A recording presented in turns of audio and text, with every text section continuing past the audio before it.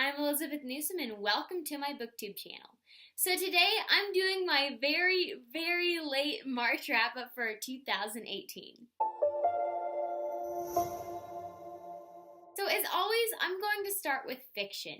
And my number one fiction book for this month would be Cupids Match. So I found this book on Wattpad. I was kind of looking at some previous Watty Award winners. And this caught my attention and I read it and I loved it, and then I read Valentine's Day and I really enjoyed that too. So just the romance and the tension in this book were great, and romance and tension to me are really important in stories. So this book is set in a modern world, and there's this girl and she's been matched with Cupid. And what it means to be matched is there's this matchmaking service where they take people and they find their ideal match based on interest and personality and things like that. And her match ends up being Cupid. So they quickly delete this from the system because Cupid is never supposed to be matched with anyone. So first of all, just to clarify some terminology, there's the Cupid and then there's a Cupid. So in Cupid's matchmaking service, everyone who works there is a Cupid, which means that they're beautiful, thin, and immortal.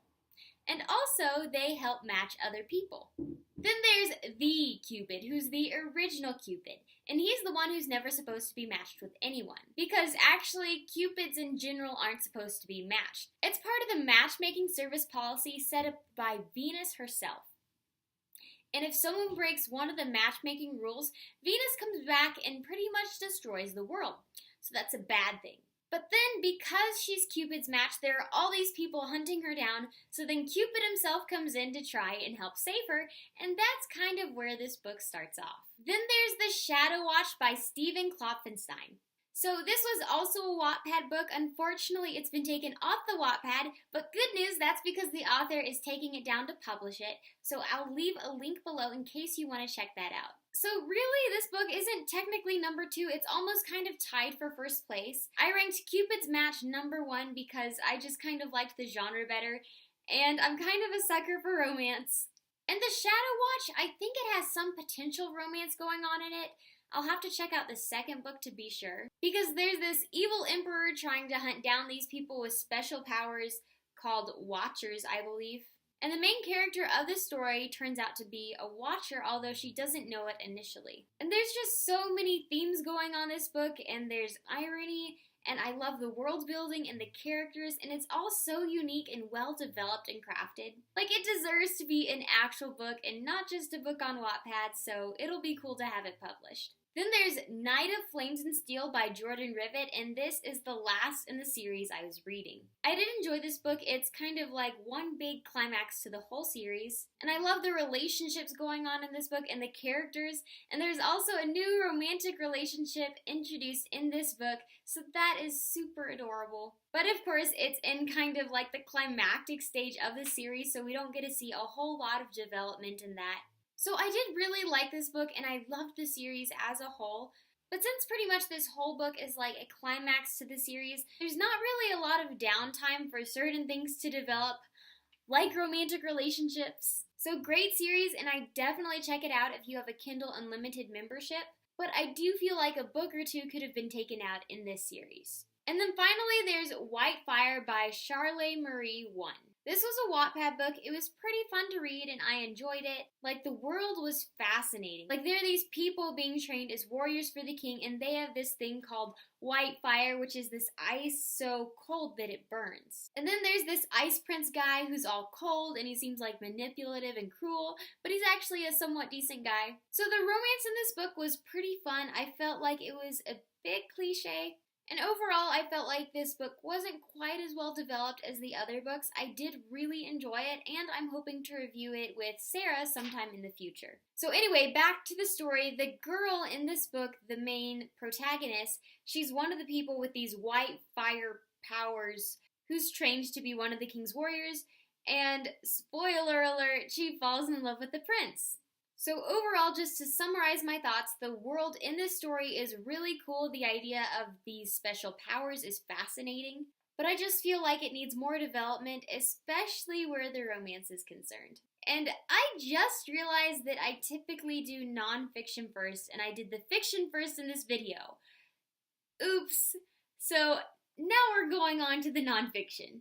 My first nonfiction book would be The Charisma Myth by Olivia Fox Cabane. So I've read this book, I think 4 or 5 times by now. This time I listened to it as an audiobook. And this is my favorite nonfiction book of the month because it's like one of my favorite nonfiction books ever. As I was going through the material, it made me think back on all the times that I'd heard it before and all the tips and techniques I'd really taken from this book and really applied to my life. And so I see a lot of the ways that I've developed myself in my personality through this book, but I also see so much more room to grow and so much more I can do.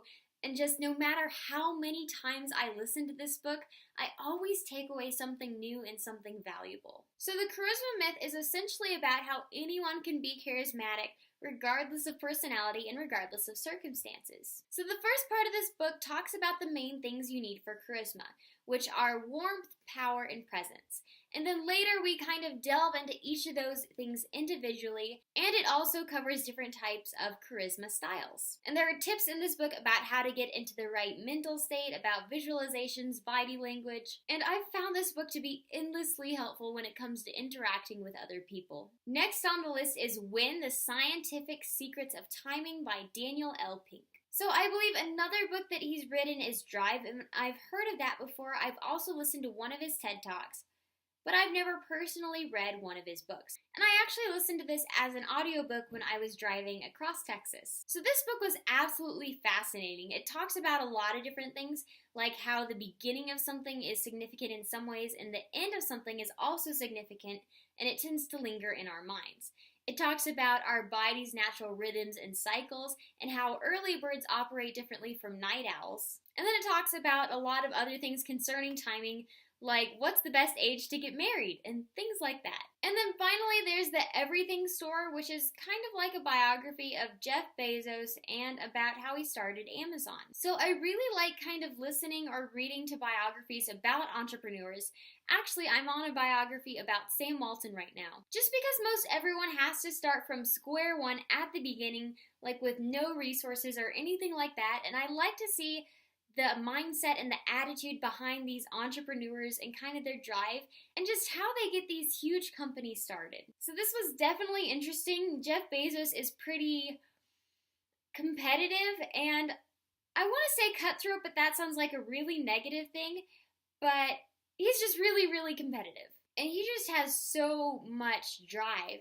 And he's really ambitious, and he's not afraid to take risks and to branch out into other things. So, of course, I enjoyed this. With that said, I really like things more on self-help and psychology more, which is why the other books were rated higher. They weren't necessarily better as far as quality went or as far as usefulness goes, but I'm personally more interested in those genres. Well, those are the books I read in March. Sorry for getting this wrap-up so terribly late to you guys. And the April wrap-up will be coming up soon, I'm sure. But in the meantime, I'd love to know what you guys read in March, and if you've read any of the books that I read for that month. Let me know down below, and I'll see you next time.